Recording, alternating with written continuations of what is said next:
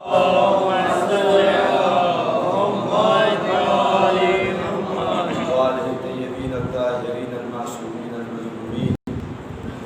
الله على أعدائهم أجمعين من يومنا هذا إلى قيام يوم الدين. أما بعد فقد قال الله تعالى في القرآن الحكيم وهو أصدق الصادقين وقوله الحق.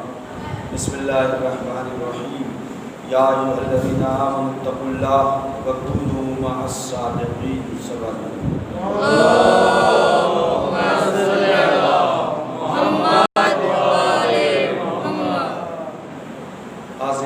نماز یوم الجمعہ السلام علیکم. آپ حضرات کی بارگاہ میں یوم عرفہ اور روز شہادت جناب مسلم بن عقیل کی تسلیت اور تعزیت پیش کرتے ہیں. خداوند عالم قرآن مجید میں ارشاد فرما رہا ہے یا ایھا الذین آمنوا اتقوا اللہ وکونوا مع الصادقین. اے صاحبان ایمان تقوی الہی اختیار کرو اور صادقین کے ساتھ ہو جاؤ. انسان جب تقوی الہی اللہ سے جب ڈرے گا صادقین کے ساتھ ہوگا تو پھر لازمہ یہ ہے کہ وہ وہی عمل انجام دے جو اللہ اور اہل بیت اسے چاہتے ہیں، جو ان کی سیرت میں ہے، اہل بیت کی سیرت میں. جیسا کہ جناب مسلم ابن عقیل کی جب آخری لمحات ہیں، ان کو شہید کرنے والے ہیں، تو جناب مسلم کی جو خواہش تھی وصیت کرنا چاہ رہے تھے، اور وصیت میں جو انہوں نے ایک وصیت کی ہے کہ اے عمر سعد تھوڑا ان کا رشتہ دار لگتا تھا، اے عمر سعد میں یہاں پہ جب آیا ہوں کوفے میں تو میں 700 درہم کا مقروض ہو گیا، 700 درہم کا. لہٰذا میری وصیت یہ ہے کہ میری زین کو، میری تلوار کو، میرے گھوڑے کو بیچ کر میرا قرض ادا کیا. سب سے اہم وصیت. اور اس کے بعد دوسری وصیت کہ امام کے بعد پاس خبر بھجوا دی جائے کہ وہ یہاں نہ آئے. لیکن آپ دیکھیں کہ اتنی عظیم شہادت پیش کر رہے ہیں جناب مسلم. امام راضی ہے، اللہ راضی ہے، لیکن جہاں حقوق العباد کا معاملہ آ گیا جناب مسلم نے وصیت کی. اسی لیے مولا کائنات 240 نمبر حکمت میں فرماتے ہیں الحجر الغصیب فی الدار رہن علی خرابها. گھر میں ایک اینٹ یا پتھر جسے کہا جائے غصبی اگر لگا دیا جا رہا ہے تو وہ ایک اینٹ گھر کے خراب ہونے کی ضمانت لیتی ہے. رہن ہے وہ گھر کے خراب برباد ہونے کے لیے، گھر کو برباد ہونے کے لیے. کتنا اہم مسئلہ ہے. اب غصب، اس کے بعد سید رضی اسی نہج البلاغہ میں وہ حاشیہ نہیں لگاتے ہیں ہر جگہ، لیکن بعض جگہوں پہ انہوں نے حاشیہ لگایا ہے. فرماتے ہیں وقال الرضی، سید رضی فرماتے ہیں یروی حاصل کلام، یہی کلام جو کلام مولا سے ہے، جو حکمت نمبر 240 میں یہی کلام سے عن النبی، حضور سے بھی ہے، نبی سے بھی ہے. ولا عجب، اور اس میں کوئی تعجب کی بات نہیں ہے. ان یشتبہ الکلامان، کہ یہ دونوں کلام مشابہ ہیں.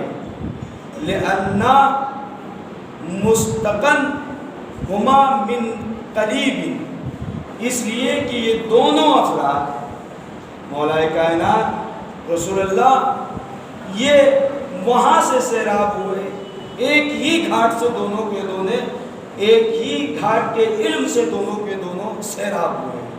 تو اگر دونوں کا ایک کلام ہے اس میں کوئی وہ نہیں ہے. یعنی رسول سے بھی یہی حدیث ہے کہ اگر کوئی انسان اپنے گھر میں ایک غصبی اینٹ لگا رہا ہے، ایک غصبی پتھر لگا رہا ہے، تو وہ ایک غصبی پتھر اس کے گھر کے خراب ہونے کی ضمانت ہے، رہن ہے گھر کے برباد ہونے کے لیے۔ اب سوچے صرف ایک اینٹ جو ہے پورے گھر کو، یعنی آدمی آباد ہی نہیں ہوگا۔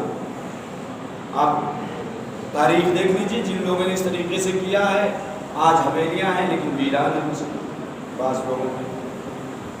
اب رسول صلی اللہ علیہ وسلم کی حدیث کہاں پہ ہے؟ رسول فرماتے ہیں 5 کلمات فی التورات، جناب موسیٰ آخری نبی ان کے سردار ہیں، لیکن ان کی بات جو تورات میں ہے وہ یہ نقل کر رہے ہیں۔ یعنی رسول اللہ بتانا چاہتے ہیں یہ نہ دیکھو کہ چھوٹا کہہ رہا ہے، بلکہ یہ دیکھو کہہ کیا رہا ہے، اسے ایکسپٹ کرنا ہے، اسے قبول کرنا ہے۔ پھر 5 کلمات فی التورات، تورات میں 5 کلمات ہیں۔ ینبغی، اتنی اہمیت بیان کر رہے ہیں، ینبغی ان یکتب بماء ذہب، مناسب یہ ہے کہ ان 5 کلمات کو سونے کے پانی سے لکھا جائے۔ سونے کے پانی سے یعنی اہمیت بتانا چاہ رہے ہیں اس 5 کلمات کی۔ ان میں سب سے پہلا کلمہ کیا ہے؟ الحجر الغصب فی الدار رہن علی خرابها، غصبی پتھر، غصبی اینٹ گھر کے اندر، وہ اس گھر کے خراب ہونے کے رہن ہے۔ وہ گھر سے، اس ایک اینٹ کی وجہ سے وہ گھر خراب ہو جائے گا، تباہ ہو جائے گا، برباد ہو جائے گا۔ اب غصب کی بھی کئی صورتیں ہیں۔ غصب کبھی مال کیا جاتا ہے، جیسے شہزادی حضرت فاطمہ زہرا سلام اللہ علیہا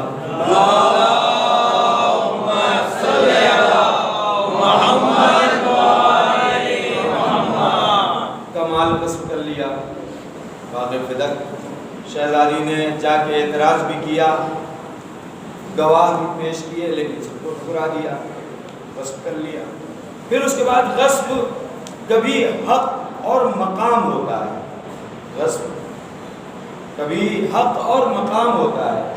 خلافت کا حق جو ہے مولا کائنات کا تھا، غصب کر لیا کسی نے۔ مقام ولایت یہ مولا کے لیے مخصوص تھا، لیکن کسی اور نے۔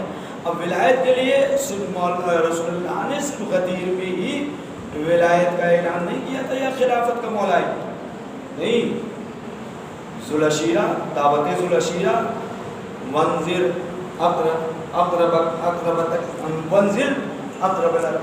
وانذر عشیرتک الاقربین، اپنے قریبی رشتہ داروں کو ڈراؤ۔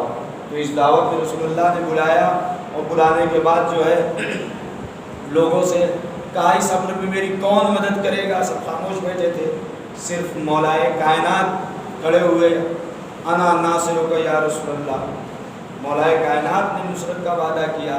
تو اس وقت رسول اللہ نے کہا انت اخی و وصی و وارثی، تم میرے اخی ہو، میرے بھائی ہو، اور تم میرے وارث ہو، اور تم ہی میرے خلیفہ ہو، خلیفتی، تم ہی میرے خلیفہ ہو۔ تو اوائل میں، شروع میں مولا کائنات کی خلافت کا رسول اللہ نے اعلان کر دیا تھا۔ اب بعد میں لوگ مکر جائیں، پھر جائیں، تو ایک الگ بات ہے۔ وہاں بھی اعلان کیا، غدیر میں 1.25 لاکھ حاجیوں کے درمیان میں بھی اعلان کیا، دکھایا بھی۔ اب کوئی اس مقام کو حاصل کر لے تو یہ غصب ہوگا، یہ غصب ہوگا۔ اور اس کے بعد صلوات محمد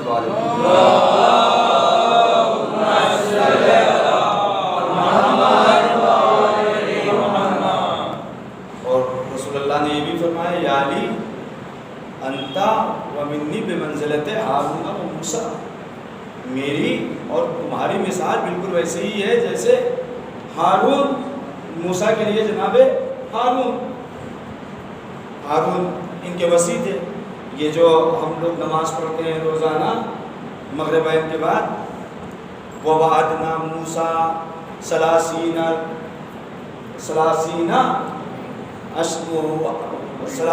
لَيْلَةً وَأَتْمَمْنَاهَا بِعَشْرٍ فَتَمَّ مِيقَاتَ رَبِّهِ فَقَالَ مُوسَىٰ لِأَخِيهِ ہارون فَاخْلُفْنِي۔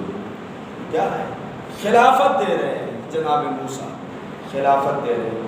بالکل جس طریقے سے جناب موسیٰ نے اپنے بھائی کی خلافت کا اعلان کیا، ایسی رسول اللہ نے بھی دعوت ذوالعشیرہ میں بھی اور اس کے بعد غدیر میں بھی مولا کائنات کی خلافت کا اعلان کیا۔ اب کوئی اس مقام کو حاصل کر لے تو وہ غاصب ہے، غصب کر رہا ہے وہ مقام کو۔ پھر اس کے بعد غصب کبھی کبھی زمین ہوتی ہے، زمین، کسی کی زمین کو غصب کر لیا۔ زمین کے سلسلے میں رسول اللہ فرماتے ہیں من غصب رجلا ارضا ظلما، جس نے کسی انسان کی زمین کو ظلم کرتے ہوئے غصب کر لے، لقی اللہ وہو علیہ غضبان، تو وہ اللہ سے اس حالت میں ملاقات کرے گا کہ اللہ اس کے اوپر غضبناک ہوگا، اللہ غضبناک ہو، وہ زمین کا خطہ اس کی گردن میں لٹکا دیا جائے گا، اس کی بوجھ کو وہ اٹھائے گا۔ تو غصب کبھی مال ہوتا ہے، غصب کبھی مقام ہوتا ہے، غصب کبھی زمین ہوتی ہے۔ تو انسان اگر مولا کا چاہنے والا ہے، مولا کا ماننے والا ہے، آپ دیکھیں خود آقا حسین روزے شب عاشور، صبح عاشور جتنی مرتبہ بھی خطبہ دیا ہے، تاکید کی ہے مولا نے، اگر تم میں سے کسی کے اوپر بھی قرض ہو، دین ہو، حق ہو کسی کا، تو تم جاؤ اس حق کو ادا کرو، پہلے یہ حق کو ادا کرو۔ ادھر جناب مسلم بھی میں مقروض ہوں، میرے ان سامان کو بیچ کر میرا قرض ادا کیا جائے، یعنی حقوق الناس کا اتنا خیال ہے، اتنی عظیم قربانی دے رہے ہیں، اور ہم امید رکھتے ہیں کہ ہم صرف ماتم کر لیں گے، گریہ کر لیں گے، ہم بخش دیے جائیں گے، جبکہ وہ شخصیات اتنا خیال کہ نہیں، میری اس اشیاء کو بیچ کر پہلے حقوق ادا کیا جائے۔ امام کہ تم جا سکتے ہو، اس عظیم قربانی کا کوئی فائدہ نہیں ہے اگر تم نے حق الناس ادا نہیں کیا۔ صلوات بھیجے محمد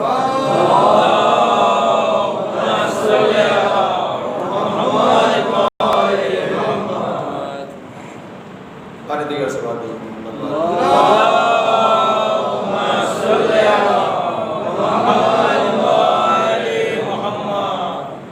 ایک شخص رسول اللہ کے پاس آیا اور آنے کے بعد کہنے لگا یا رسول اللہ، عمرہ القیس نے جو ہے میری زمین غصب کر لی، اور سب جانتے ہیں کہ اس نے غصب کر لی، لیکن وہ دبنگ ہے، نہیں آج کے زمانے میں دبنگ ہے، کوئی اس کے منہ نہیں لگ سکتا ہے، کوئی اس کے مقابلے میں گواہی نہیں دے سکتا ہے، حتیٰ میں بھی نہیں کہہ سکتا ہوں، اتنا خوف ہے مجھے۔ اس نے میری کہا ٹھیک ہے میں اس سے بات کرتا ہوں۔ رسول اللہ نے کہا میں اس سے بات کرتا ہوں۔ بلایا رسول اللہ نے عمرہ القیس کو، بلانے کے بعد رسول اللہ نے پوچھا کہ کیا یہ صحیح کہہ رہا ہے تم اس کی زمین کے لیے ہوئے ہو؟ یا رسول اللہ یہ جھوٹ بول رہا ہے، اس کے پاس کوئی گواہ ہے؟ تو اس نے کہا گواہ تو ہے لیکن گواہی کوئی دے نہیں سکتا ہے، کوئی گواہی دے نہیں سکتا، میرے پاس اس وقت کوئی گواہ نہیں ہے۔ تو رسول اللہ نے کہا کہ تم نے قبضہ کر رکھا ہے، تم نے قبضہ کر رکھا ہے، تم قسم کھاؤ کہ یہ تمہاری زمین ہے۔ فوراً حاضر ہو گیا جھوٹا انسان، ہاں میں قسم کھا لوں گا۔ اس نے کہا یا رسول اللہ یہ 100 قسمیں کھا لے گا۔ پھر اس کے بعد یہی بات ہو رہی تھی، اتنے میں جناب جبرائیل آئے اور یہ آیت نازل ہوئی لا تشتروا بعہد اللہ ثمنا قلیلا، معمولی سی قیمت پر اللہ کی قسم مت کھاؤ، معمولی سی قیمت کے لیے اللہ کی قسم مت کھاؤ۔ انما عند اللہ ہوا خیر لکم، جو تمہارا اعمال اللہ کے پاس ہے وہی بہتر ہے تمہارے لیے، جو تمہارے نیک اعمال اللہ کے پاس ہے وہی بہتر ہے تمہارے لیے۔ ان کنتم تعلمون، اگر تم صاحبان عقل ہو، سمجھنے والے ہو، علم رکھتے ہو۔ ما عندکم ینفد وما عند اللہ باقی، اور جو تمہارے پاس ہے وہ فنا ہونے والی چیز ہے، اور جو اللہ کے پاس تم نام اعمال میں بھیجو گے وہ ہمیشہ باقی رہنے والی چیز ہے۔ اب جب اس نے یہ سنا کہ جبرائیل آئے، آیت لے کر آئے، تو تھوڑا خوف پیدا ہوا۔ جب ڈر پیدا ہوا تو اس نے فوراً کہا یا رسول اللہ یہ صحیح کہہ رہا ہے، میں جھوٹ بول رہا تھا، لہٰذا میرا اب ارادہ یہ ہے کہ میں اس کی زمین کو واپس کر دوں، اور اگر اس کی اضافی قیمت اور زیادہ زمین بھی مانگنا چاہتا ہے تو میں اسے دینے کے لیے راضی ہوں، حاضر ہوں۔ چونکہ جبرائیل آ گئے، آیت آ گئی، خوف پیدا ہوا۔ کاش یہ خوف ہم لوگوں کے اندر پیدا ہو جائے، کاش یہ خوف جو لوگ ان گناہ میں مبتلا ہیں ان کے اندر پیدا ہو جائے۔ خوف پیدا ہو گیا، اس نے فوراً، اور جبکہ فقہی مسئلہ ہے کہ اگر آپ نے کسی کی زمین کو غصب کر لیا اور اس پہ کھیتی کر لیا، اس نے دعویٰ کر دیا کہ نہیں میری زمین مجھے واپس کرو، کھیتی آپ کی لہلا رہی، فصل تیار ہے، شرعی مسئلہ ہے، اسے پھینک دو، اکھاڑ دو فصل کو۔ اگر وہ کہہ رہا مجھے میری جیسے زمین تھی ویسے واپس کرو تو اسے ویسے ہی واپس کرو، وہ جو فصل ہے اسے برباد کر دو۔ یہ ہے فقہی مسئلہ۔ باغ آپ نے لگا دیا، پھل تیار ہے، شریعت کہہ رہی ہے اس باغ کو اجاڑ دو، ویران کر دو باغ کو۔ اگر وہ ویسے مانگ رہا ہے جیسی ہے ویسے، گھر آپ نے بنا لیا ہے، اور آج سماج میں یہ ہے کہ ٹھیک ہے اگر تمہاری زمین ہے، ہم نے جو پیسہ لگایا ہے وہ لے، وہ ہمیں دے دو، اس کے بعد لے لو۔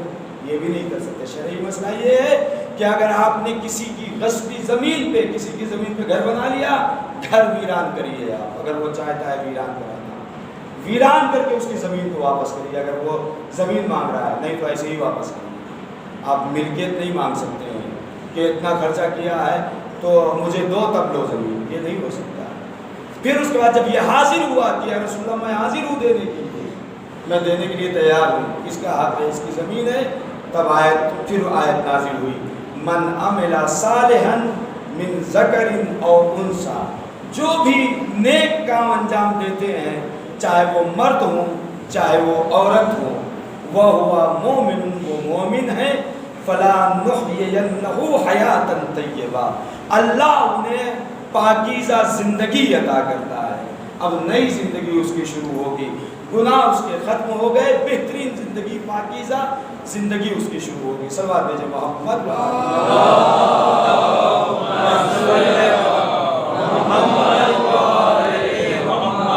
تو رسول اللہ نے فرمایا کہ توریت میں 5 کلمات ایسے ہیں کہ جسے سنہرے حرفوں سے لکھا جانا چاہیے، سزاوار ہے وہ کہ اس کو سنہرے حرف سے لکھا جانا چاہیے، جس میں سے یہ ایک، اگر کسی نے جو ہے اپنے گھر میں ایک اینٹ ایک پتھر بھی غصبی لگا دیا ہے تو وہ گھر اس کی خرابی کے لیے رہن ہو گیا ہے۔ دوسری چیز کیا ہے؟ والغالب بالظلم هو المغلوب، اگر کوئی ظلم کے ذریعے کسی کے اوپر غالب آ رہا ہے تو حقیقت میں وہ غالب نہیں ہے بلکہ مغلوب ہے۔ آپ شداد کو دیکھ لیجئے، فرعون کو دیکھ لیجئے، حامان کو دیکھ لیجئے، نمرود کو دیکھ لیجئے، اور اس کے بعد صدام کو زندہ مثال دیکھ لیجئے۔ ظلم غالب تھا لوگوں کے اوپر لیکن حقیقت میں یہ مغلوب، کیا انجام ہوا ہے، کیا نتیجہ ہوا ہے۔ پھر اس کے بعد تیسری چیز، وما ظفر من ظفر الاسم بہی، وہ کامیابی نہیں ہے کہ جو انسان گناہ کے ذریعے کامیابی حاصل کرے۔ گناہ کے ذریعے اگر کوئی انسان کامیابی حاصل کر رہا ہے تو وہ کامیابی نہیں، کسی کو مار دیا، کسی کو پیٹ دیا، کسی کو گالیاں دے دی، اپنے پاور کو دکھا دیا، اپنی طاقت کو دکھا دیا، اپنے قبیلے کے زیادہ لوگوں کی طاقت کو دکھا دیا، تو یہ کامیابی نہیں ہے۔ پھر اس کے بعد چوتھی چیز، وَمِنْ أَقَلَّ حَقِّ اللَّهِ عَلَيْكَ أَنْ لَا تَسْتَعِينَ بِنِعْمَهِ عَلَى مَعَاصِيهِ، مختصر سا حق اللہ کا اس کی نعمتوں پر یہ ہے کہ جو اس نے تمہیں نعمت دی ہے اس نعمت کو تم گناہوں میں صرف مت کرو۔ اگر اللہ نے ہاتھ جیسی نعمت دی ہے تو ظلم مت کرو، آنکھ جیسی نعمت دی ہے تو ان آنکھوں سے خیانت مت کرو، کسی نامحرم کی طرف نگاہ مت اٹھاؤ۔ اگر اللہ نے زبان دی ہے تو جھوٹ مت بولو، غیبت مت کرو، دنیا کو پریشان مت کرو۔ اگر اللہ نے پیر جیسی نعمت دی ہے تو اس پیر کے ذریعے کسی مظلوم کے لیے جھوٹی گواہی بننے کے لیے آگے مت بڑھاؤ۔ اللہ نے قوت گویائی عطا کی ہے تو جب بھی بولو حق بولو، مت غالب آؤ کسی کے اوپر، کسی کے خوف میں مت آؤ۔ تو معمولی حق نعمت کا یہ ہے کہ اس نعمت کا جو ہے گناہ میں استعمال نہ کیا جائے۔ پھر اس کے بعد پانچویں اور آخری چیز، وَوَجْهُكَ مَاءٌ جَامِدٌ، کتنی عظیم بات، تمہارا چہرہ بالکل وہ پانی ہے، یعنی جمع ہوا برف ہے، برف ہے، تمہارا چہرہ برف کی مانند ہے، برف کی مانند ہے، یقطر عند السؤال، برف کی مانند ہے۔ لیکن جب کسی کے آگے ہاتھ پھیلاؤ دو گے تو یہ روحیت اس کی بدل جائے گی۔ آپ دیکھیں فریز کے اندر جب تک برف فریزر میں رہے گا وہ باقی رہے گا، محفوظ رہے گا، جمع ہوا رہے گا، لیکن اسی برف کو فریز کے باہر نکال دیجئے فوراً پانی بنتا ہے، یعنی آبرو جائے گی آپ کی۔ اگر آپ کا چہرہ برف کی مانند ہے، کتنی اچھی بات ہے، کتنی عظیم بات ہے، آپ کا چہرہ، آپ کی عزت، آپ کا چہرہ برف کی مانند ہے، لیکن اسی کو اگر کسی کے آگے پھیلا دیا، ہاتھ پھیلا دیا تو آپ کی آبرو چلی جائے گی، آپ کی عزت چلی جائے گی۔ اسی لیے معصومین نے تاکید کی ہے کہ ہر کس و ناقص کے آگے ہاتھ مت پھیلانا۔ جیسا کہ فضیل مدد کے لیے پہنچے چھٹے امام کے پاس تو 400 درہم دینے کے بعد مولا نے کہا فضیل میں تمہیں تاکید کرتا ہوں اگر کبھی ضرورت پڑے تو دیکھو ہر کس و ناقص کے آگے ہاتھ نہ پھیلانا، دیدار کے آگے ہاتھ پھیلانا تاکہ تمہاری آبرو باقی رہ جائے، تمہاری عزت باقی رہ جائے، اور جو خاندانی ہو اس کے آگے ہاتھ پھیلانا، یہ نہیں کہ نئے پیسے والوں کے سامنے ہاتھ پھیلا دو، وہ نیا پیسے والا انسان 10 لوگوں میں ارے یہ ایسا ہو گیا تھا، اس کے فلاں بیمار ہو گئے تھے، فلاں وہ ہو گیا تھا، میں نے مدد کی، اگر میں مدد نہ کرتا تو اس کے ساتھ یہ ہو جاتا۔ بسم اللہ الرحمن الرحیم، قل هو اللہ احد اللہ الصمد لم یلد ولم یولد ولم